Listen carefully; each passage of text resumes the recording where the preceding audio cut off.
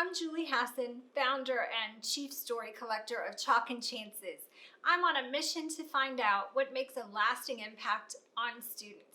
Today I'm talking to my longtime friend and amazing English teacher, Laura Estes-Swilley.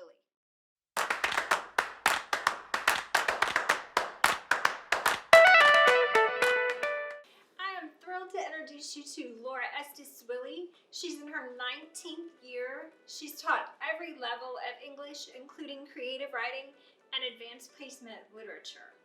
How are you? I'm great. I'm so glad you're here. So tell me about your teacher persona, which is the identity that you bring into the classroom. I think my teacher persona is authenticity. I'm all about being real with kids because, and remember, I'm teaching high schoolers. They know the second that I'm not real. So it was pretty easy to just bring myself into the classroom. And luckily, I'm kind of awesome. So that makes my classroom persona kind of awesome. So engaging, high energy, and excited, but really excited because I'm teaching something I love and I'm teaching people I love, and so it's really, really easy to be happy to be here. I think that I don't censor a lot, and that's something that comes with later years of teaching and teaching older students. I tell it like it is. I answer their questions in a true way, and I think that they really respect that and appreciate it. When I think about you, you are always generating sort of creativity and encouraging your students to express themselves. So sometimes I think the choices you make model that kind of creativity and informality. Talk about that. So yes, I'm sure that I model that all the time. I model being excited about what you love, and I model loving what you're doing while you're doing it, but also being okay putting that down and moving on to the next thing. I try to be very respectful of my students, knowing they have 6 other classes, they have sports, they have jobs, they have families, and I respect that, and I show them that I respect that. So it lets them kind of relax maybe while they're here, I hope. And I do really, really push them to be creative because by the time they get to me, I'm going to talk about seniors who I teach most of the day. They've lost some of that edge because it's been like ironed out of them. And I try to wrinkle it back in and say, hey, let's try something. And it's a no risk to try things in my room because if you don't succeed or you don't like it, okay, we'll move on and we'll try something else. So what impact do you hope you have on those students after they leave you? There's so many things. So one thing, primarily as far as being an English teacher, I hope that my students will love art and what it means as part of their human experience. However, I know everyone's not going to love it, but I want them to at least understand it. And I want them to understand their role in society, their role in life, and how the choices they make impact other people. And I mean, that's what we're learning here, and I role model that all the time. And sometimes I, more than just model it, I talk about it because I have to make choices too. And sometimes my choices aren't exactly the choices another teacher would make or an administrator would make. And so I'm honest about that. So I want them to realize they have those choices.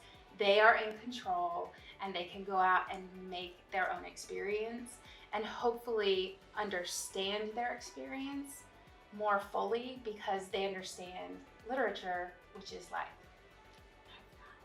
So I believe for really great teachers, impact happens by design. So how are you intentional about making that kind of impact? It's literature. So one of the things that we have in common is we believe that stories teach. And so for me, not just stories, but all art. And sometimes poetry is not a story, and sometimes poetry is just about a wheelbarrow standing in the rain, but it matters. And so I bring that to them, and I ask them to find how it matters and find what it means. And I don't tell them, that's probably one of the frustrating things about being in my class.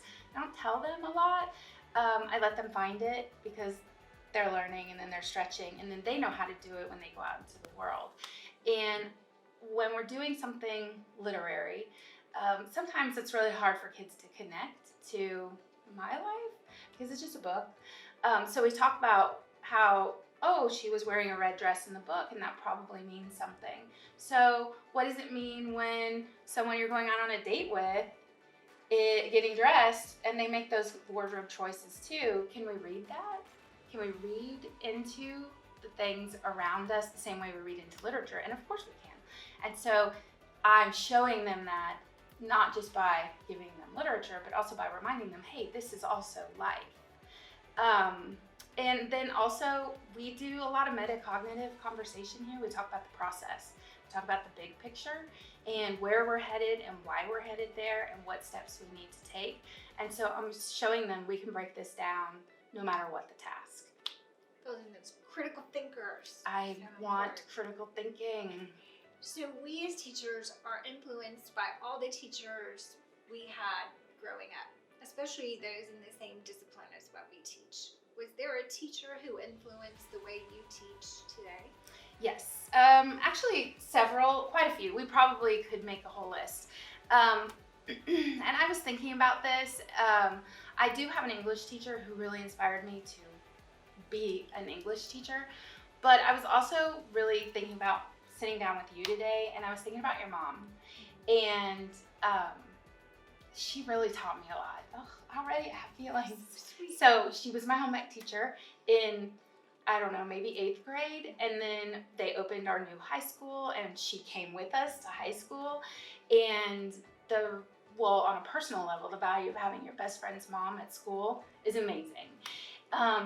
So she was the kind of teacher, and I think you know this, but I don't know if you really know this because she was mom, and that's totally different. But she was the kind of teacher who saw in each student potential and was willing to wait. Yes. She was willing to wait until I was ready to act like a person instead of a giggly girl writing boys' names on my notebook. She was willing to pull me in so gently that I never felt pushed and I never felt judged. And I was reflecting on her partially because I'm struggling with one of my students. And often I go back to, how would Mrs. Schmidt handle this? What would she say, or what would she do? And everything she said and everything she did came from a place of love. Yeah. And what better is there than having a teacher who you know loves you? I think you do that as well. You hold this vision for what somebody could be, and you're endlessly patient and loving and looking for your part in realizing that vision. So I can see that influence manifested. I hope so.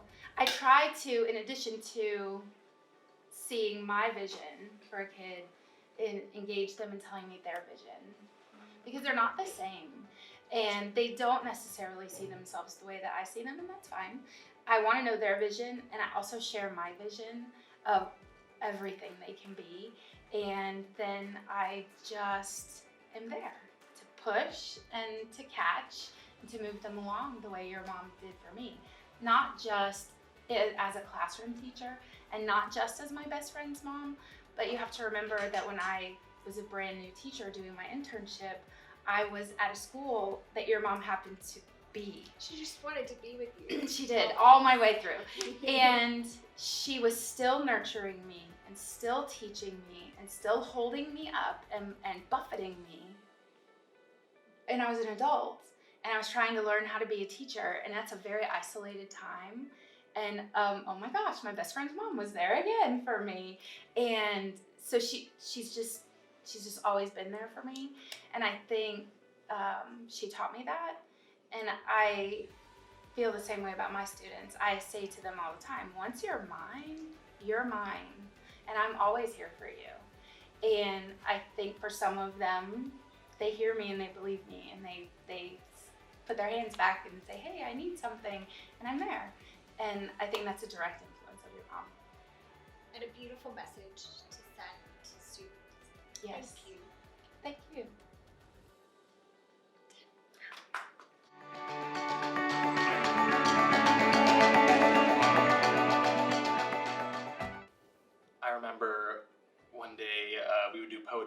every Friday we would write poetry. Would come in, and I had her first period, so this was first thing in the morning at 7:30 a.m. And everyone would get to write their own poem. There was really no structure to it. It was just write a poem, doesn't matter. And I remember writing my poem, and we would get to share it. To volunteer, we would volunteer to share it if we wanted to. And this particular day, I shared it. It was a very emotional poem, though, which is weird. I'm pretty sure I stood up and I read it, and I don't know if I cried, but I almost cried or something.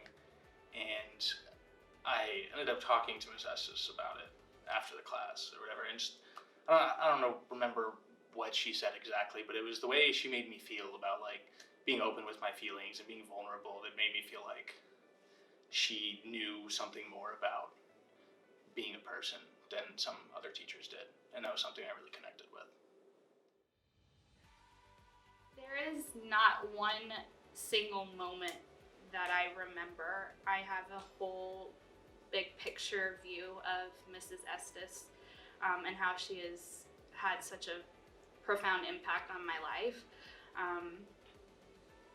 I was a mean teenager, and I came into her class, and she just saw something in me.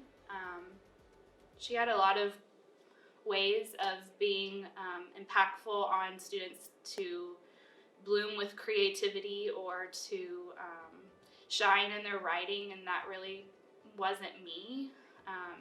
She just saw something in me that made me want to be a better person and develop a path for my life, and really has shaped who I have become. And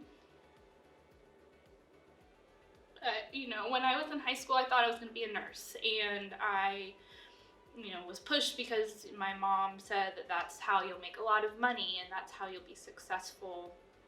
And I'd always, loved kids, but every single day when I would come into class and see this fierce passion that Miss Estes had for what she was doing, it made me want to be like her. I wanted to be genuine, and I wanted to do something that was going to make a difference on someone else like she had done for me. And really the biggest thing that she did was just be herself, just be a real person who was true with her hardships and true with her successes.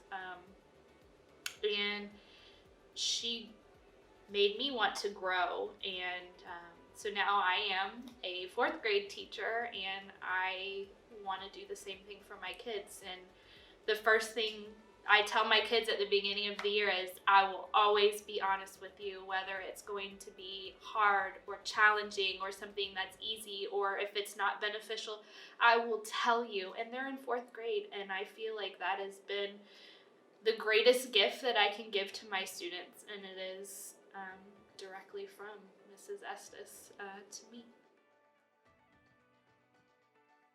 There's really kind of 2 more important occasions that happened in this class for me. Growing up, I don't really talk to people a lot. I don't have a lot of friends, not a lot of people that I'm close to. And so coming into a class where we had to do verbal discussions all the time was incredibly hard. At one point, it got to the point where I thought that I was at risk for my grade. So I contacted Miss Estes and told her that I was concerned because I felt like not just me, but a few other students in the class weren't getting the opportunity to express themselves in the discussion. And she kind of encouraged me to step up and to really express what I was thinking with a complete disregard for what everyone else in the room would have thought about what I said. And so from that really developed sort of my speaking to people, being able to advocate for myself. And then there was a lot of incidents going on, a lot of violence in schools, and a lot of threats. And not a lot of people were willing to talk about it.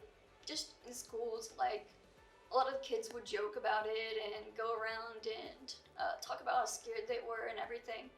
But not a lot of teachers, actually only had one teacher that gave me the opportunity to speak about what we were feeling, what we were thinking, what we were scared of.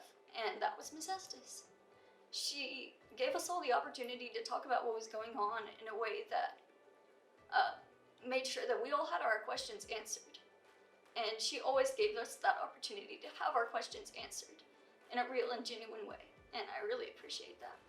That's probably the main thing that I want to be as a teacher, someone that students can talk to. So often we hear about what's wrong with schools, but I wanted to focus on what's right. And what will always be right in schools are teachers who sacrifice every day, who wear their passions on their sleeve, who do whatever it takes to make an impact on students. Laura Estes-Swilley is a great example of what's right with schools. If you want more stories of inspiration, check out the blog, chalkandchances.com, connect with us on Facebook and Twitter, and give a shout out to your favorite teacher in the comments below.